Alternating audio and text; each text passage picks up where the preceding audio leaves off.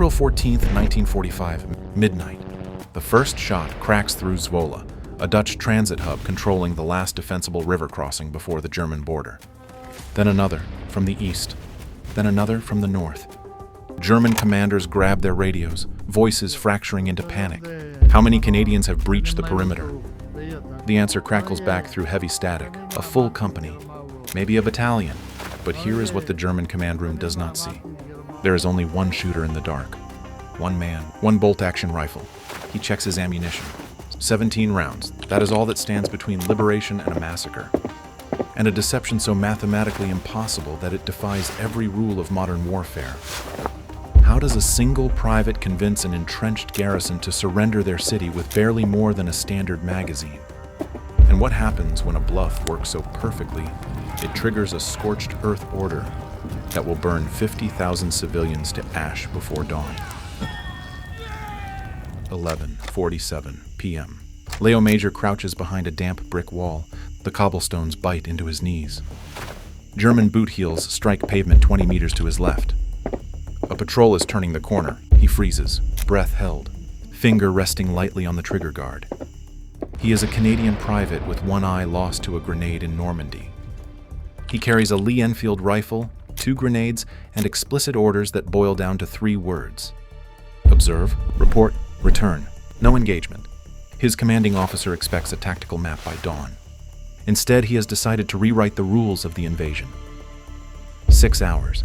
That is the entire window before the Canadian Black Watch Regiment launches a full artillery assault on Zwolle. Command has already run the numbers. The calculation is brutal. 500 friendly casualties expected when the shells start falling at 6:00 a.m. 500 boys who will not go home. Major knows this arithmetic. He hears it in the distant rumble of artillery positioning behind his lines. He feels it in the weight of the rifle against his shoulder.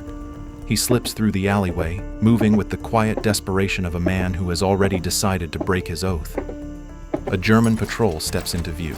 2 sentries, maybe 3. They are scanning the shadows, rifles slung, expecting nothing but frightened civilians. Major raises his weapon. He does not fire. He steps into the open and barks a command in crisp, aggressive English. Confusion flashes across the enemy faces. Before they can level their rifles, the bluff takes hold. They raise their hands. He captures them instead of killing them. This is the first thread in a deception he will weave across a city he is not supposed to fight for. He marches them to the edge of the square. He does not have time to guard prisoners. He releases them with a single sentence designed to echo through their command chain. Tell your officers the Canadians are already inside the walls. He watches them sprint into the dark, carrying false intelligence directly into the heart of a garrison of 400 entrenched soldiers. The clipped number 38 set on his belt crackles to life. Static breaks into a sharp voice. His commanding officer is checking in, demanding a position report. Major stares at the handset. He turns the dial. The line goes dead. The tether to command is severed. He is officially a rogue element in a Nazi-occupied city. Major does not need to wait for the prisoner runners to return. He needs only to let the enemy listen in on the frequency they just abandoned. At 12:15 a.m., he keys his microphone and broadcasts a short, coded burst into the occupied band. Then he switches to a German frequency and stays silent. Paranoia takes root in the command room like mold in damp stone. The intercepted signal, combined with the terrified, breathless reports from the runners, converges into a single, terrifying conclusion. The German garrison commander stares at a tactical map, tracing the implications. He expects a full battalion assault at dawn. Every intelligence report from the front lines confirms it. Now he has audio proof that the vanguard has already infiltrated the perimeter. Major understands exactly how institutional fear operates. He does not need to outgun the garrison. He only needs to feed their expectations until certainty becomes a weapon turned against them. He moves deeper into the city, using the labyrinth of canal bridges and narrow streets as auditory cover.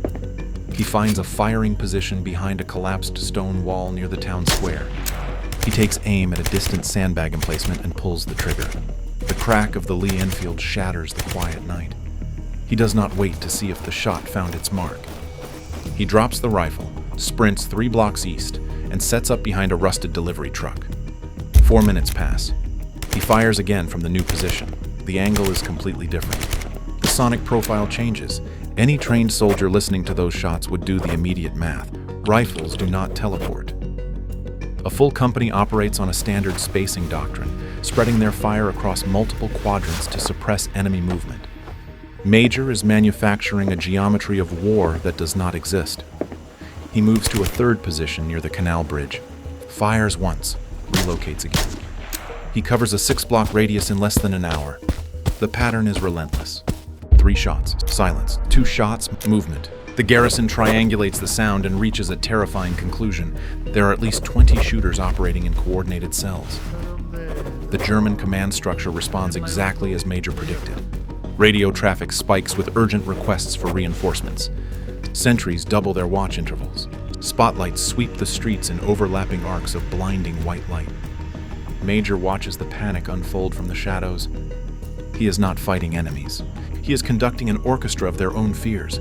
Every shot is a note in a symphony of misdirection. But the sound deception phase is over. What neither of them knows is that the blueprint is about to fracture. At 1:30 a.m., the trap tightens. A German reconnaissance patrol abandons its standard route and detours down a narrow alley directly toward Major's current position. He hears their boots before he sees them. The heavy tread of jackboots on wet cobblestones echoes off the brick facades. He is trapped behind a low wooden fence with no cover on his left and a 6-foot drop into a canal on his right. If he fires, he confirms his location to the entire garrison. If he is spotted, the bluff collapses instantly. The dawn assault proceeds exactly as planned. 500 Canadians die because one man failed to hold his ground. He presses his body flat against the damp earth beneath the fence line. The wood groans slightly under his weight. He holds his breath. The patrol passes 3 meters away. A flashlight beam sweeps over his head, cutting through the dark like a blade. Dust motes dance in the light. A boot scuffs the dirt less than a meter from his face. He does not blink. The voices fade into the distance. He exhales slowly, feeling his heart hammer against his ribs like a trapped bird. He knows staying in the outer quadrants is no longer safe. The patrols are adapting. They are sweeping the perimeter with increasing aggression. To maintain the illusion, he must push closer to the center. He must move into the lion's den and make them believe the entire Canadian company is camped at their doorstep. He gathers his gear and slips toward the city center, navigating by the sweep of searchlights and the distant murmur of German voices. He finds a vantage point in the bell tower of an abandoned church, overlooking the central square and the German command post. He can see armored vehicles idling near the main square. He can see officers conferring in urgent whispers. He is inside their nervous system now. A sudden movement catches his eye. A German lookout on a rooftop across the square turns his binoculars toward Major's position. A beam from a ground spotlight catches the glint of Major's rifle barrel through a cracked window. The alarm sounds instantly. Boots scramble over tiles. The hunt begins. Major abandons the tower, sliding down a drain pipe with bruised palms and zero hesitation. He drops into an alleyway as tracer fire stitches the brickwork above his head. He is no longer just planting seeds of doubt. He is actively being pursued by a garrison convinced they are fighting an elite strike force. Major emerges from the alley into a wider square. The night air carries the sharp scent of damp wool and cordite. He knows he cannot sustain a firefight. Ammunition is finite, stamina is not. He presses his back against the damp brickwork and runs the inventory in his head. 1 rifle. 11 rounds left from the first engagement. 2 grenades he cannot risk detonating in a civilian zone. The deception has bought him an hour, but he needs a structured baseline before the night ends. He pulls a charcoal nub from his tunic and sketches a rough grid in the ash on the cobblestones. 3 primary sectors. A staggered movement pattern. Controlled intervals between shots to simulate multiple firing teams. He will use the canal echoes to multiply his acoustic signature, bouncing reports off narrow walls to create phantom crossfire. If he executes the timing correctly, the garrison will believe a coordinated battalion is tightening a noose across 6 square kilometers. He slides the charcoal back into his pocket. He needs to escalate the perceived threat without spending a single bullet. He turns his attention to the buildings along the northern edge of the district. Two adjacent warehouses stand separated by a narrow gap. He breaks a ground floor window and slips inside. The space smells of dry timber and old grain. He finds a stash of oily rags in a corner and a crate of dry kindling. He strikes a match. The flame catches instantly, hungry and orange. He drops it into a pile of debris near the outer wall. Fire climbs the wood with terrifying speed. Heat radiates against his face. The flames catch a stack of wooden pallets and roar upward. Major slips out the back door as the inferno catches draft, sending a pillar of black smoke into the night sky. He moves to a secondary location a half block away and repeats the process. A second building ignites. Within 10 minutes, 2 separate fires burn in different sectors of the city. To a German command post observing from a distance, the tactical meaning is immediate and horrifying. Fire signals. The Canadians are using controlled burns to coordinate a massive pincer movement. They are marking drop zones for artillery or signaling airborne reinforcements. The illusion of a full battalion hardens into operational reality in the minds of the enemy commanders. But the deception carries a catastrophic flaw. Major did not calculate. The wind shifts suddenly, pushing the primary fire toward a residential block. Flames leap across the narrow street and catch the thatched roof of a civilian home. The sound of splintering timber echoes through the square. A woman screams, a door flies open, and a family stumbles into the street, coughing, dragging children through the smoke. The tactical tool has become a humanitarian disaster. Major watches from a nearby balcony as the civilians frantically beat at the flames with their bare hands. Military necessity collides with basic humanity. He faces a binary choice with no margin for error.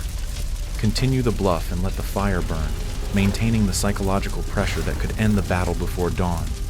Or abandon the primary deception tactic and risk his life to save strangers he is not even supposed to be protecting. He does not hesitate. He drops his rifle on the balcony floor and sprints toward the burning house. He climbs through the smoke-choked entrance, dragging a collapsed beam away from a doorway. He finds a bucket and pumps frantically from a rain barrel until his arms burn with lactic fire. He throws water on the creeping flames, suffocating the spread with soaked earth in sheer desperation. The fire recedes. The family survives. The signaling advantage is gone. He stumbles out of the alley, coughing black smoke, soot coating his face and uniform. His hands are blistered. He has just voluntarily destroyed the most effective element of his operation. The garrison has seen the fires, but now they will realize the burns are isolated, contained, and abandoned. The narrative he built is fracturing. He must manufacture the same level of panic without visual cues. He must replace smoke with sound. He retrieves his rifle and moves into a confined courtyard surrounded by brick walls. He takes a deep breath, filling his lungs with the cool night air. He shouts into the darkness. "Flank left, number 1 section. Move to support."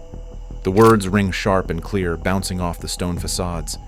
He waits 5 seconds, sprints to the opposite side of the courtyard, and fires twice toward the street. He runs back and shouts again. "Number 2, section, suppress that machine gun." The geometry of the courtyard works in his favor. The walls amplify and multiply his voice, creating the phantom echo of a coordinated squad executing complex maneuvering tactics.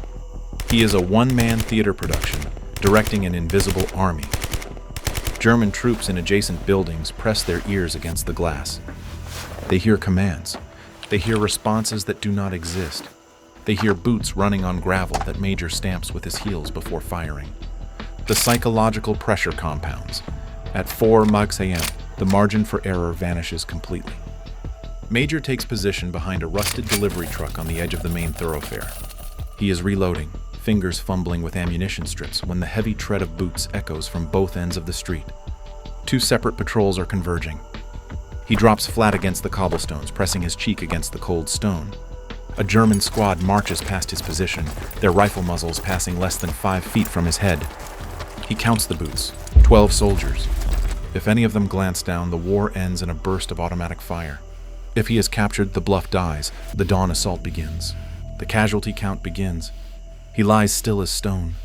A drop of sweat rolls from his forehead and splashes onto the pavement. The sound is impossibly loud. The boots hesitate. A flashlight clicks on, sweeping the ground. The beam passes over his boots. It passes over his legs. It stops for one agonizing second on the wooden crate beside him.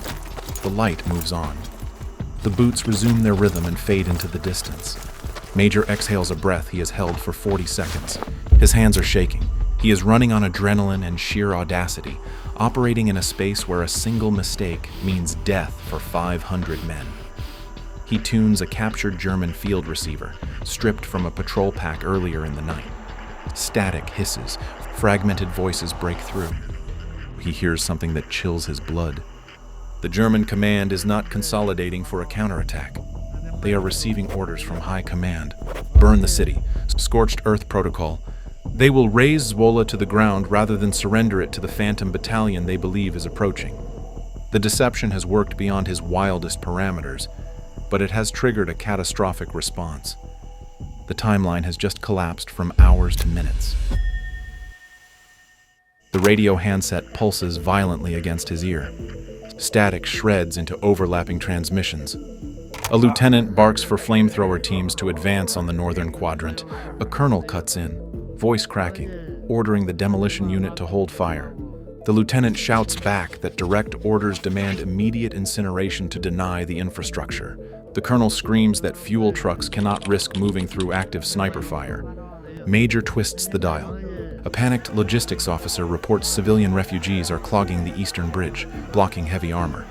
The burn order is locked for 4:45 a.m. Major glances at his watch. 42 minutes. He is not listening to bureaucracy. He is listening to a countdown to an active massacre. He watches from a concealed vantage point as the first fuel convoy reverses out of the central square. The grinding of gears echoes through the empty streets. They are not retreating. They are clearing a path for the incendiary units. The Bluff has bought time, but the match is already being struck. Major knows he cannot wait for dawn. He must kill the momentum before the fuel trucks reach their positions. He moves out of the shadows, stepping directly into the kill zone. What happens next will test the limits of his physical endurance. He spots a lone German officer sprinting across a side street, clutching a satchel of documents, clearly attempting to reach the retreating column. Major moves. He intercepts the officer at the corner of a narrow lane, tackling him into a pile of sandbags. The officer fights back with conditioned aggression. He drives a knee into Major's damaged ribs, the impact driving the air from his lungs in a sharp gasp. The man's hand dives for his holster. Major clamps a forearm across the man's windpipe, pinning him to the gravel. The officer thrashes, boots scraping frantically against brick, his fingers brushing the leather flap of his pistol pouch. Major slams the man's wrist against the cobblestone until the holster catches on fabric. He presses the cold steel of a captured Luger against the officer's temple.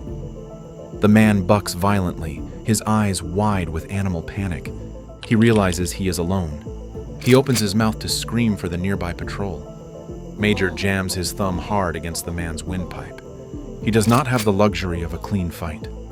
He barks a single German word in the man's face. Silence. The officer chokes, nods, and goes rigid. The fight drains from the man's limbs. Major drags him into a darkened doorway, chest heaving, and demands the tactical situation in broken German. The officer gasps for air, coughing violently. He stares at Major's single eye in the dark.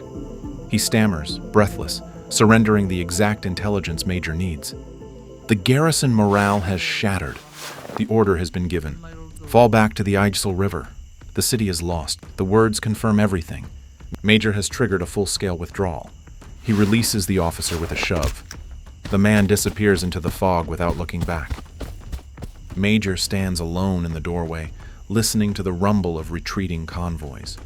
The equation shifts in his favor. The final hours stretch from 4:30 a.m. to 5:47 a.m. Major does not stand down. He knows the retreat is vulnerable to hesitation. He continues his one-man pressure campaign, firing from new positions every time the convoy pace slows. He targets abandoned street signs and distant walls, creating the illusion of advancing sniper fire. He forces the withdrawal to continue. He watches from a bell tower as the last German motorcycle vanishes over the eastern bridge. The city empties. The shadows lengthen. The silence returns, heavier than the gunfire. He checks his watch. The dial reads 5:47 a.m. The last taillights have faded into the Dutch fog. Zwolle is empty. He lowers the rifle and leans against the cold stone. His muscles are locked. His hands are stained with soot and gunpowder. He has held an entire city hostage with a bluff. He sits alone in the liberated streets, listening to the wind sweep through the alleys. The dawn breaks, painting the bricks in pale gray light.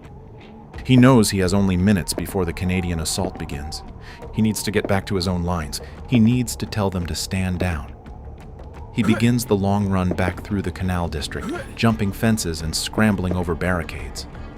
The city is quiet now. Curtains twitch as civilians peer cautiously into the streets, realizing the occupation has ended in a single night. Major does not stop to acknowledge them. He pushes his exhausted body toward the Canadian positions. His radio batteries are dead. He cannot transmit. He cannot prove what he has done. He is a man walking out of the dark with an impossible story and no evidence to support it. But the sound of distant artillery priming tells him the clock has already run out. He reaches the outer perimeter of the Canadian lines at 6:05 a.m. The sun is cresting the horizon, casting long, sharp shadows over the artillery batteries. The crews have their shells loaded. The infantry is waiting for the signal to advance. Major stumbles through the grass toward the forward battery, his lungs burning, his boots heavy with canal mud. A corporal recognizes the one-eyed private and grabs his arm. The ground shakes. A deafening crash tears through the morning air as the first ranging round clears the barrel. The shell arcs upward, destined for an empty ridge. Major throws himself behind the gun carriage as the crew rams the next shell into the breach. The captain shouts coordinates to the plotting table. 3 minutes of calculation and loading. Then the battery will fire for effect. The barrage will walk directly into the liberated city center. Major scrambles toward the command post, dodging ammunition trucks and shouting runners. He has to stop the guns physically. He bursts through the canvas flaps of the forward battery tent. Smoke hangs thick in the air, stinging his eyes. The artillery commander is on a field telephone, confirming coordinates. Major slams his hand on the desk. The officer turns, reaching instinctively for his sidearm. Major does not raise his hands. He points a soot-blackened finger out the tent flap toward the ridge overlooking the river. Look. The officer steps out, peering through binoculars over the parapet. Through the lifting morning fog, the eastern causeway is empty. The German defensive lines have vanished. Smoke drifts over an abandoned checkpoint. No infantry, no armor, no resistance. The artillery commander lowers the binoculars slowly. He looks at Major, then back to the empty ridge. He raises his arm and drops it in a sharp, sweeping gesture. Cease fire. The order ripples down the battery line. The howitzers lower their barrels. The firing sequence halts on the third shell. The officer who nearly ordered the barrage stares at the empty horizon. The command tent falls utterly still. The impossible report has been validated. The assault order is canceled. 500 Canadians who were minutes away from walking into a meat grinder instead stand in the Dutch sun, alive, because one man bluffed a garrison into retreat. Casualty projections drop to 0. The bluff is held. Major sits on an ammunition crate, rubbing the soot from his face. He listens to the distant artillery crews packing away their shells. The rhythmic clank of metal on metal sounds like a countdown reversing itself. He does not feel triumph. He feels the hollow, vibrating exhaustion of a man who has held his breath for 7 hours. The Dutch emerge cautiously from their doorways. At first, they only peek from behind shattered curtains and cellar windows. Then an old woman in a dark shawl steps onto the cobblestones. She does not cheer. She kneels, presses her forehead to the wet stone, and begins to weep. The sound ripples through the square. One by one, 5,000 civilians spill into the streets. They touch the brick walls as if confirming they are real. They kiss the treads of Canadian tanks rolling in behind Major, their boots still clean from the untouched march. The liberation is quiet. It is the quiet of a held exhale. The official after-action report takes 3 weeks to draft. Military bureaucracy does not have language for what Major did. Command struggles to categorize an operation where 0 rounds were exchanged. 0 territory was contested by force, and 0 casualties were recorded. The intelligence officers run the maps backward. They trace the radio intercepts. They count the shell casings Major fired. 17.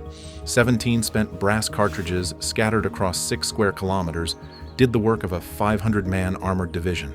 The math does not add up in any textbook. That is why it works. Major refuses the initial recommendation for a medal. He has refused them before, walking away from recognition when the system fails to honor the men who earned it. He simply cleans the Dutch grime from his Lee Enfield, shoulders his empty pack, and asks for reassignment. His boots are torn. His hands are blistered. The front line is already moving east. He requests a fresh pack of ammunition and a transport schedule. But the city of Zwolle does not forget. They commission a bronze plaque on the town square, listing his name above the mayor's. Dutch schoolchildren are taught the story of the one-eyed soldier who walked into the dark and manufactured an army. The Germans do not speak of it, they classify it. They study it in closed sessions, trying to reverse engineer the psychological failure. They cannot. They ran from a phantom they projected onto the dark.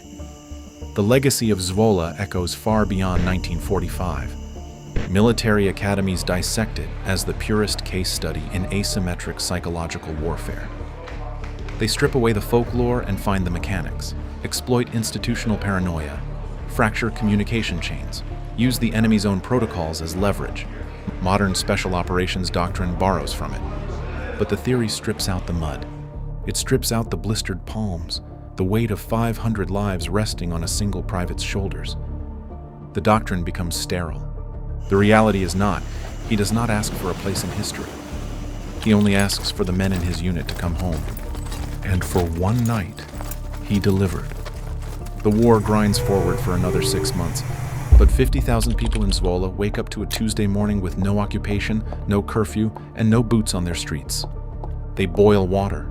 They sweep glass from their doorsteps. They breathe. The story of the one-eyed private who walked alone into the dark and manufactured an army is not a myth. It is a masterclass in the mechanics of deception. He proved that certainty is the most fragile armor, and that a single mind willing to embrace the impossible can dismantle an entire system. The Germans did not flee from bullets. They collapsed under the weight of their own operational certainty. One man, one night, one impossible bluff, and 50,000 people woke up free. If you want to see more stories where one person outsmarted an entire system, subscribe.